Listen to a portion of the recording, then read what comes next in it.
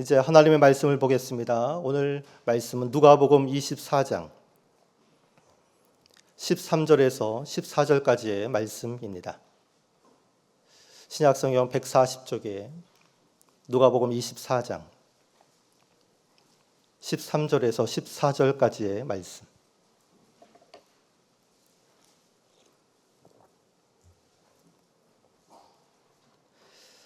누가복음 24장 13절 14절의 말씀을 우리 한 목소리로 읽겠습니다. 그날에 그들 중 둘이 예루살렘에서 25里되는 엠마오라는 마을로 가면서 이 모든 된 일을 서로 이야기하더라. 아멘.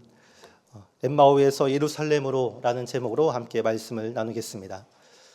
부활하신 예수님이 많은 제자들에게 나타나셨습니다. 먼저 부활하신 예수님은 막달라 마리아에게 나타나셨습니다. 그리고 무덤에서 돌아오는 여인들에게도 나타나셨습니다. 또 부활하신 예수님은 오늘 본문과 같이 엠마오로 가고 있는 두 제자에게 나타나셨습니다. 또 베드로와 다른 제자들에게도 나타나셨습니다. 그 후에도 예수님은 예루살렘에 있는 사도들에게 나타나셨습니다. 뒤늦게 도착한 도마가 있을 때에도 예수님은 다시 한번 나타나셨습니다. 부활하신 예수님은 갈릴리 바다에서 7 제자에게 나타나셨습니다. 그리고 500여 형제에게 일시에 나타나기도 하셨습니다. 또 야고보에게만 따로 나타나시기도 했습니다. 마지막으로 승천하시기 전에는 감람산에 있던 모든 사도들에게 나타나셨습니다. 여러분, 부활하신 예수님은 왜 이렇게 제자들에게 나타나신 것입니까? 그 이유는 제자들에게 진정한 신앙을 심어주기 위함이었습니다. 부활하신 예수님을 직접 보고 만지고 경험하고 체험함으로 그들에게 확실한 믿음을 심어주기 위해서였습니다. 여러분, 우리의 믿음은 언제 생깁니까? 우리의 믿음은 부활하신 예수님을 만날 때 생기는 줄로 믿습니다. 어떻게 해야 우리가 회개하게 됩니까? 부활의 주님을 만날 때 우리에게 회개가 터져 나오는 것입니다. 부활의 주님을 만나야 자신이 죄인임을 깨달아 자복하게 됩니다. 부활의 주님을 만나야 구원의 확신이 생깁니다. 부활의 주님을 만나야 우리에게 꿈과 비전이 생겨 하나님의 나라를 일구어가게 되는 것입니다. 부활하신 예수를 만나기 전에 베드로는 어떤 사람이었습니까? 부활하신 예수를 만나기 전에 베드로는 비겁한 사람, 또 배신자였습니다. 그러나 부활하신 예수를 만난 후에 베드로는 아주 전혀 다른 사람으로 변화됩니다. 교회를 세우는 진정한 사도로 변화된 것입니다. 부활하신 예수를 만나기 전에 도마는 어떤 사람이었습니까? 의심 많고 내 손으로 만지고 내 눈으로 보지 않고는 믿지 못하겠다던 실증적인 사람이었습니다. 그러나 부활의 예수를 만난 후에 도마는 확신의 사람, 진정한 믿음의 사람으로 변화되었습니다. 부활하신 예수님을 만나기 전에 바울은 어떤 사람이었습니까? 복음의 대적자였습니다. 핍박자였습니다. 예수 믿는 자들을 잡아가던 사람이었습니다. 그러나 바울은 부활하신 예수를 만난 후에 위대한 전도자가 됩니다. 그렇기 때문에 이러한 이유로 부활의 주님은 제자들을 찾아다니며 그들과 만나신 것입니다. 여러분, 이번 주는 은혜의 동산 성령 수양회를 준비하는 주간입니다. 여러분, 우리가 왜 성령 수양회를 갑니까? 왜 우리의 시간을 들이고 돈을 들여서 성령 수양회에 참여하는 것입니까? 목적은 단 하나, 바로 부활의 주님을 만나기 위해서입니다. 그렇지 않습니까? 찬양과 말씀과 기도와 중보와 또 격려와 축복과 나눔을 통해서 부활의 주님을 만나 내 영이 회복되고 기쁨이 충만하며 은사도 받고 치유와 회복을 경험하기 위해서입니다. 여러분, 이번 성령 수양회를 기대하시기 바랍니다. 부활의 주님 만나기를 사모하시기 바랍니다. 어쩌면 다시 못 올 기회일 수 있습니다. 이 기회를 놓치지 말고 꼭 부여잡는 저와 여러분 되기를 바랍니다. 이번 성령 수양회를 통해 우리 모두가 부활하신 예수님을 만남으로 구원과 믿음과 축복의 길을 걸어가는 은혜의 동산 14기 모든 게스트와 섬김이 그리고 함께 올라가는 은평교회 모든 성도가 되기를 축원합니다. 오늘 말씀은 부활하신 예수님이 엠마오로 가던 두 제자를 만난 사건을 나타내고 있습니다. 오늘 본문 누가복음 24장 13절에서 14절 말씀이 본문이었는데 다시 한번 읽어보도록 하겠습니다. 그날에 그들 중 둘이 예루살렘에서 25里되는 엠마오라는 마을로 가면서 이 모든 된 일을 서로 이야기하더라. 예수님의 제자 중에 둘이 이야기를 나누면서 엠마오로 향해 걸어가고 있습니다. 엠마오는 예루살렘에서 25리 떨어진 곳이다 기록하고 있습니다. 여러분 25리면 어느 정도 거리입니까? 25리면 약 10km 정도입니다. 심리가 4km 정도잖아요. 그런데 세번역 성경과 공동번역 성경에 보니까 거기는 30리라 기록되어 있습니다. 그러면 12km입니다. 영어 성경에는 7마일로 나와 있습니다. 7마일은 11.3km입니다. 헬라어 성경에 보니까 60스타디온이라 기록되어 있습니다. 스타디온은 길이를 나타내는 단위인데 로마 시절에 특별히 운동 경기를 할 때 이 스타디온 단위를 사용해 거리를 측정했습니다. 1스타디온은 185m입니다. 그래서 60스타디온이니까 약 11.1km가 됩니다. 이 스타디온이라는 말에서 경기장을 뜻하는 스타디움이라는 말이 나왔습니다. 엠마오로 향하는 이 두 제자는 이 긴 거리를 예수님과 함께 걸어가고 있습니다. 이 스타디움을 예수님과 걸으며 이야기를 나누고 있습니다. 이 모습을 보며 우리는 우리의 신앙생활이 무엇인지 돌아보게 됩니다. 여러분 신앙이 무엇입니까? 여러분 신앙은 예수님과 동행하는 것입니다. 신앙은 예수님과 함께 길을 걸어가는 것인 줄 믿습니다. 한 곳을 향해서, 한 목적지를 향해서 예수님과 함께 걸어가는 것이 신앙이라는 말입니다.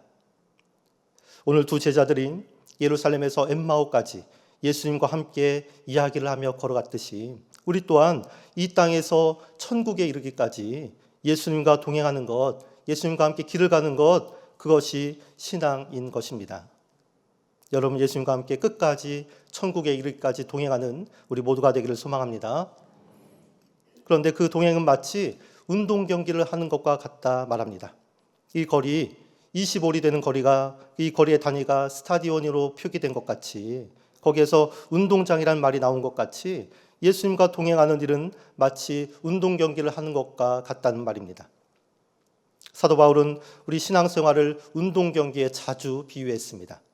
빌립보서 3장 14절 말씀해 보니까 표대를 향하여 그리스도 예수 안에서 하나님이 위에서 부르신 부름의 상을 위하여 달려가노라. 표대를 향하여 달려가는 것, 그것이 신앙이라는 것입니다. 사도행전 20장 24절 내가 달려갈 길과 주 예수께 받은 사명 곧 하나님의 은혜의 복음을 증언하는 일을 마치려 하면은 나의 생명조차 조금도 귀한 것으로 여기지 아니하노라.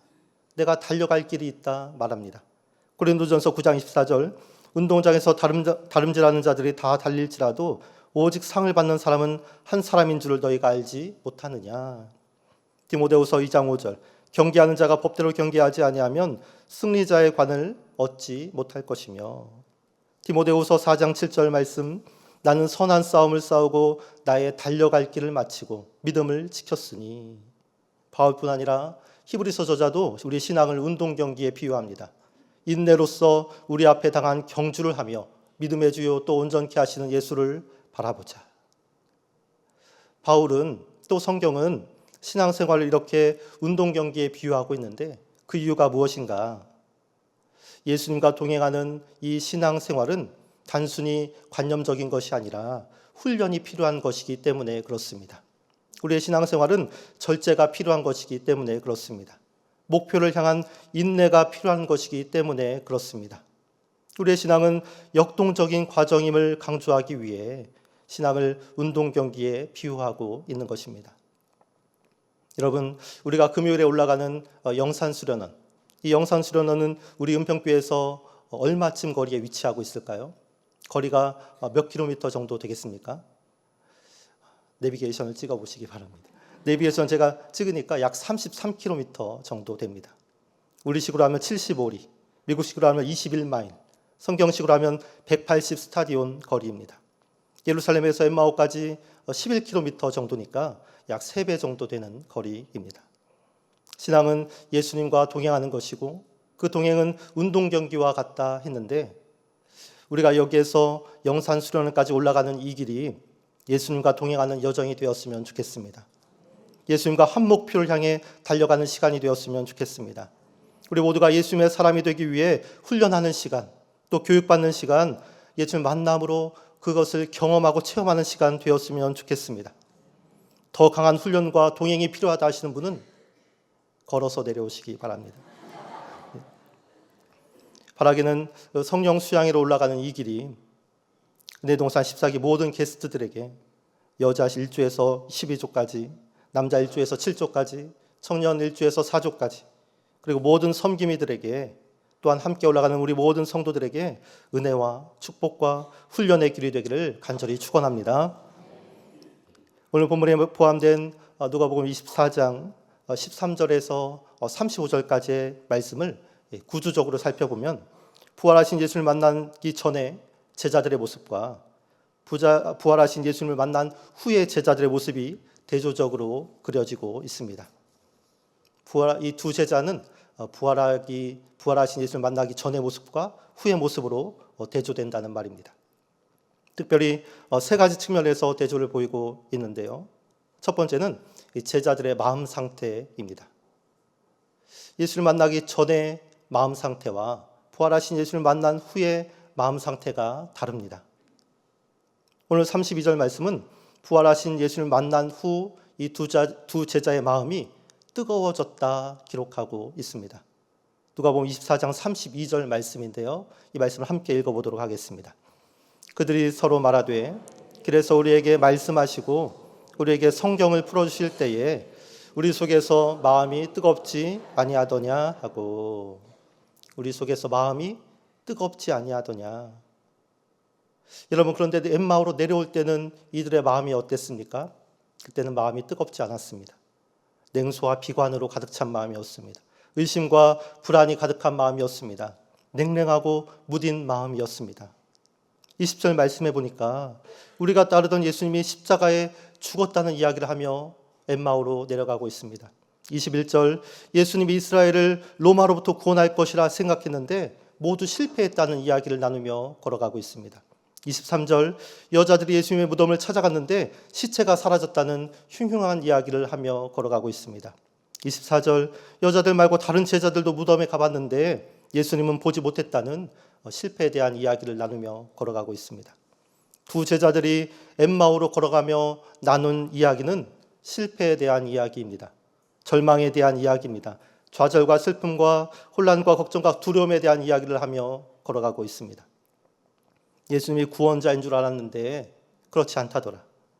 예수님이 로마를 물리치고 멋지게 우리를 다스릴 줄 알았는데 십자가에 달려 죽었다더라. 예수님이 부활할 줄 알았는데 시체는 사라지고 어찌된 용물인지 몰라 혼란스럽다더라. 엠마오로 가던 제자들의 발걸음은 결코 가볍지 않았습니다. 기쁘지 않았습니다. 한없이 무겁고 맥없는 발걸음이었고 그들의 마음은 차갑게 식어 있었습니다.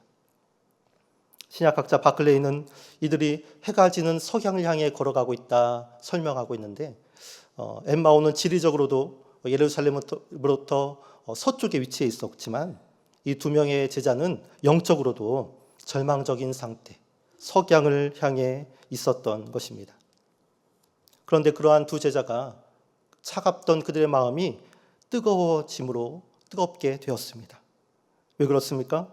무엇 때문에 차갑게 식어있던 이 냉랭하던 이 제자들의 마음이 뜨겁게 변화된 것입니까?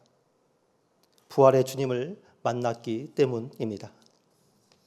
여러분, 부활의 주님을 만난 사람은 마음이 뜨거워지는 줄 믿습니다. 부활의 주님을 만난 사람은 의심에서 확신의 사람이 되는 줄 믿습니다. 부활의 주님을 만난 사람은 절망에서 소망의 사람이 됩니다. 부활의 주님을 만난 사람은 슬픔에서 기쁨의 사람이 됩니다. 석양을 향한 발걸음이 일출을 향한 발걸음으로 전환되는 것입니다. 일몰을 향한 발걸음이 해돋이를 향한 발걸음으로 전환되는 것입니다. 존 웨슬리 목사님을 우리가 기억합니다. 웨슬리 목사님이 매우 훌륭한 분이었지만 매번 훌륭하지는 않았습니다. 그에게도 실패가 있었고 낙심이 있었고 후회도 있었습니다. 오늘 엠마오를 향해 걸어가는 제자들처럼 석양을 향해 걷던 때도 있었습니다. 미국 조지아 선교 때가 그러했는데요. 웨슬리 목사님이 조지아 선교에 철저하게 실패합니다.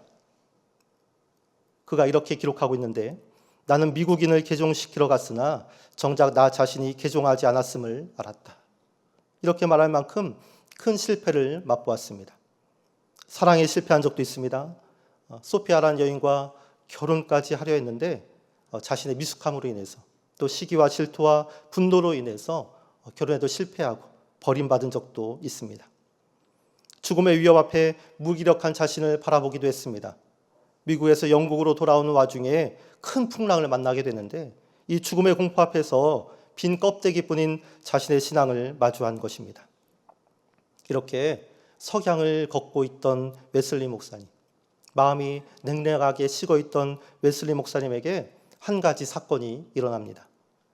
바로 1738년 5월 24일, 그날이 몇 요일인지 아십니까? 수요일입니다. 몇 시인 줄 아십니까? 저녁 8시 45분. 어디에서 있었던 일인지 아십니까? 올더스게이트 거리에서 있었던 회심 사건입니다. 이 올더스게이트 거리에서 누군가 집회를 하고 있었고 거기에서 마틴 루터의 로마서 서문을 읽고 있었습니다.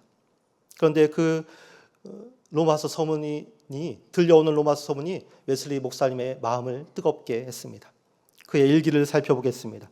밤 9시 15분 전쯤 그가 그리스도를 믿는 믿음을 통해 하나님께서 마음의 변화를 일으키신 일을 설명하고 있을 때 나는 내 마음이 이상하게 뜨거워지는 것을 느꼈다. 나는 내 마음이 이상하게 뜨거워지는 것을 느꼈다. 오늘 보면 32절에 이 엠마오로 향하던 두 제자의 마음, 우리 속에서 마음이 뜨겁지 아니하더냐, 이 모습과 웨슬리 목사님의 모습이 일치하지 않습니까? 엠마오로 향하던 제자들이 경험했던 그 뜨거움, 예수님이 말씀을 풀어주실 때 느꼈던 그 뜨거움을 웨슬리 목사님도 경험한 것입니다. 이후 웨슬리 목사님은 불의 사자가 되었습니다. 세계는 나의 교구다 이렇게 외치며 40만 킬로미터를 이동하며 전도했습니다. 4만 번 이상의 설교를 남겼습니다. 그의 뜨거운 영성은 당시 부패했던 영국 사회를 개혁하고 성결운동을 이끌어가는 동력이 되었습니다. 웨슬리 목사님이 마음이 이상하게 뜨거워지는 경험을 한 것처럼 오늘 엠마오 도상의 두 제자가 우리 속에서 마음이 뜨겁지 아니하더냐 이렇게 고백한 것처럼 이번 성령 수양회가 우리가 모두가 부활하신 예수를 만나 그분과 동행함으로 냉랭했던 마음이 뜨거운 마음으로 변화되는 그러한 성령 수양회가 되기를 축원합니다. 부활하신 예수를 만나기 전과 후의 대조적인 모습 중에 두 번째는 제자들의 행동 가짐입니다. 그들의 행동 양식이 예수님을 만나기 전과 후로 변화되었습니다. 오늘 본문 누가복음 24장 33절에서 34절까지의 기록이 그 내용인데 이 내용도 함께 읽어보도록 하겠습니다. 곧 그때로 일어나 예루살렘에 돌아가 보니 11 제자 및 그들과 함께한 자들이 모여 있어 말하기를 주께서 과연 살아나시고 시몬에게 보이셨다 하는지라. 엠마오에 도착해서 이 두 제자는 예수님과 함께 만찬을 나눕니다. 그리고 만찬을 끝낸 두 제자는 곧바로 일어나 다시 예루살렘을 향해 올라갑니다. 이 발걸음에는 힘이 있어 보입니다. 소망이 담겨 있어 보입니다. 설렘과 비전이 있어 보입니다. 그러하기에 사슴과 같이 가볍고 힘찬 발걸음입니다. 엠마오에서 내려올 때와는 전혀 다른 발걸음이지 않습니까? 내려올 때는 어땠습니까? 아주 느리고 힘알이 없고 터벅터벅 걷는 실패의 발걸음이었습니다. 그런데 이제 예루살렘으로 올라가는 발걸음은 아주 열정적이고 능동적이며 확신에 찬 발걸음으로 변화되었습니다. 여러분, 이처럼 부활의 주님을 만난 우리도 우리의 행동과 발걸음이 변화되어야 할 줄로 믿습니다. 아멘. 네, 그렇습니다. 얼마 전까지 우리와 함께 동역하고 신앙생활했던 이정훈 목사님을 기억합니다. 벌써 잊으신 건 아니시겠죠? 네. 유심히 보셨는지 모르겠지만 이정훈 목사님은 발걸음은 항상 가벼워 보였습니다. 특히 계단을 오를 때 사뿐사뿐 올라가는 모습이 마치 중력을 거스르는 듯한 그런 모습으로 비추어졌습니다. 그 이미지가 떠오른다면 저와 비슷한 생각을 하고 계신 것입니다. 그래서 이정훈 목사님 신발에는 스프링이 달린 것이 아닌가, 우리 교역자끼리 그러한 이야기를 했던 적도 있습니다. 왜 이정훈 목사님 발걸음이 그렇게 가벼워 보였는가? 물론 체형과 걷는 스타일 때문에 그럴 수 있지만 저는 이렇게 바라봤습니다. 그의 신앙과 사역이 예루살렘을 향하고 있었기 때문에 그런 것 아닌가 그런 생각을 했습니다. 엠마오로 내려가는 발걸음이 아니라 예루살렘으로 석양이 아닌 일출을 향한 발걸음이기 때문에 그런 것 아닌가 생각이 들었습니다. 그래서 그 많은 사역을 감당하고도 그렇게 발걸음이 통통 튈 수 있었던 이유는 부활의 주님으로 인한 감사와 확신 때문이 아닌가. 물론 저의 개인적인 생각입니다. 여러분, 우리가 부활의 주님을 만나면 우리의 발걸음이, 우리의 행동가짐이 변화되는 줄 믿습니다. 목적이 분명한 곳으로, 뜻과 비전이 명확한 곳으로 엠마오에서 예루살렘으로 우리의 발걸음이 변화되는 것입니다. 주 여호와는 나의 힘이시라 나의 발을 사슴과 같게 하사 나를 나의 높은 곳으로 다니게 하시리로다. 하박국의 고백처럼 발걸음에 힘과 열정이 넘치게 되는 것입니다. 이번 성령 수양에는 우리 모두가 부활의 주님을 만남으로 엠마오로 내려가는 발걸음이 아니라 예루살렘으로 올라가는 발걸음, 석양이 아닌 일출과 해돋이를 향해 걷는 발걸음, 그렇게 힘과 은혜와 능력이 넘치는 우리 모두의 발걸음이 되기를 축원합니다. 부활하신 예수를 만나기 전과 후의 대조적인 모습 중에 이제 세 번째는 제자들이 하는 말의 내용입니다.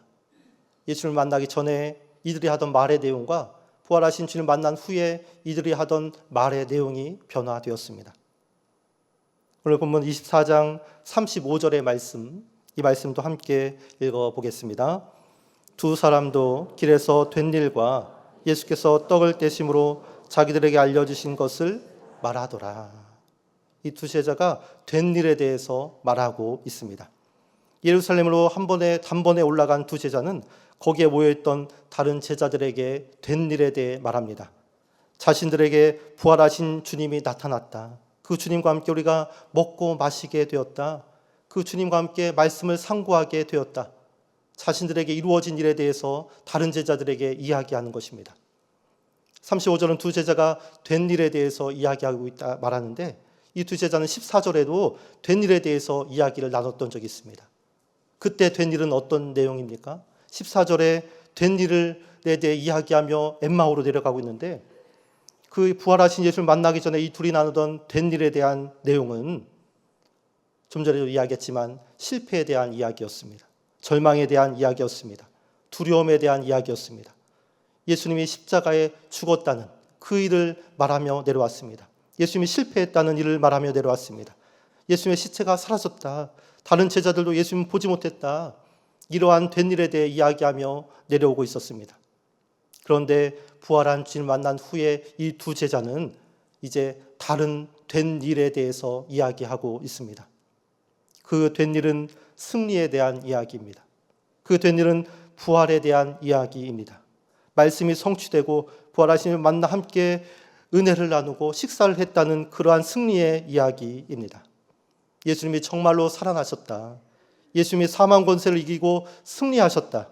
그 예수님이 우리를 만나 주셨고 함께 식사하며 우리에게 믿음과 소망을 주셨다. 그 얘기를 이제 예루살렘으로 올라가 다른 제자들에게 하고 있는 것입니다. 이전에 된 일에 대한 이야기에서 새롭게 된 일에 대한 이야기로 이 두 제자의 말과 입술의 내용이 변화된 것입니다. 여러분, 우리도 부활의 주님을 만나면 말의 내용이 달라지게 되는 줄 믿습니다. 실패 이야기에서 승리에 대한 이야기로, 절망에 대한 이야기에서 소망에 대한 이야기로, 죽음에 대한 이야기에서 생명에 대한 이야기로 우리에게 된 일에 대한 내용이 변화되는 것입니다. 지난 몇 주간 담임 목사님께서 말에 대한 설교를 하셨습니다. 2월 한 달간 말에 대한 내용을 설교하셨는데요. 언어가 인생을 바꿉니다. 2월 1일 설교였습니다. 치료하는 말 위로, 그 다음 주 설교였습니다. 살리는 말 칭찬, 그 다음 주 설교였고, 남의 말을 좋게 하라, 그 다음 주 설교였습니다. 처음 듣는 이야기입니까? 그렇습니다. 언어가 인생을 바꿉니다. 위로의 말은 치료의 능력을 발휘합니다. 칭찬의 말은 그 대상을 세워줍니다. 타인에게 좋은 말을 해야 그 사람도 살고 나도 살게 됩니다. 부활을 경험한 사람은 우리에게 된 일에 대한 내용이 바뀌기 때문에 말에도 변화가 나타나는 것입니다. 이번 성령 수양을 통해 우리 말의 내용이 바뀌게 되면 좋겠습니다. 실패의 이야기가 아닌 이제 승리의 이야기를 나누고, 죽이는 이야기가 아닌 나도 살고 남도 살리는 이야기를 나누며, 절망의 이야기가 아닌 소망의 이야기를 나누는 이 성령 수양의 되기를 간절히 축원합니다. 말씀을 정리하겠습니다. 오늘 본문은 수많은 사람들에게 영감을 주었습니다. 특별히 미술가들에게 큰 영향을 끼쳤는데요. 제가 그림을 몇 점 보여드리도록 하겠습니다. 첫 번째 그림은 엠마오로 가는 길이라는 제목의 로버트 쥔트의 작품입니다. 두 번째 그림은 엠마오의 만찬이라는 폰토르모의 작품입니다. 세 번째 그림은 엠마오의 만찬, 카라바조의 작품입니다. 네 번째는 엠마오의 만찬, 렘브란트의 작품입니다. 우리 중에도 그림 좀 그리는 분이 계시면 오늘 본문과 주제를 가지고 그림을 한번 그려보면 어떨까, 그런 생각도 들었습니다. 여러분, 이렇게 엠마오를 향하는 두 제자의 모습, 예수를 만나기 전과 후의 그 모습, 그 변화된 모습은 오늘 우리에게도 큰 도전과 영감을 줍니다. 마음 상태로 볼 때는 냉랭한 마음에서 뜨거운 마음의 사람으로 변화되어야 하겠다는 그러한 영감과 도전을 우리에게 줍니다. 행동가짐으로 볼 때 석양을 향한 발걸음에서 일출을 향한 발걸음으로, 엠마오를 향한 발걸음에서 예루살렘을 향한 발걸음으로 변화되는 사람이 되어야겠다는 그러한 영감과 도전을 우리에게 줍니다. 말의 내용으로 볼 때는 실패에 대한 이야기에서 승리에 대한 이야기를 나누는 사람이 되어야겠다는 그 변화와 도전과 새로운 미래에 대한 영감을 우리에게 줍니다. 이번 성령 수양회 때 우리 모두가 부활의 주님을 만남으로 우리의 마음과 행동과 말에 큰 도전과 영감을 받아서 아름다운 신앙의 작품을 남기는 저와 여러분 되기를 간절히 축원합니다. 함께 기도하겠습니다.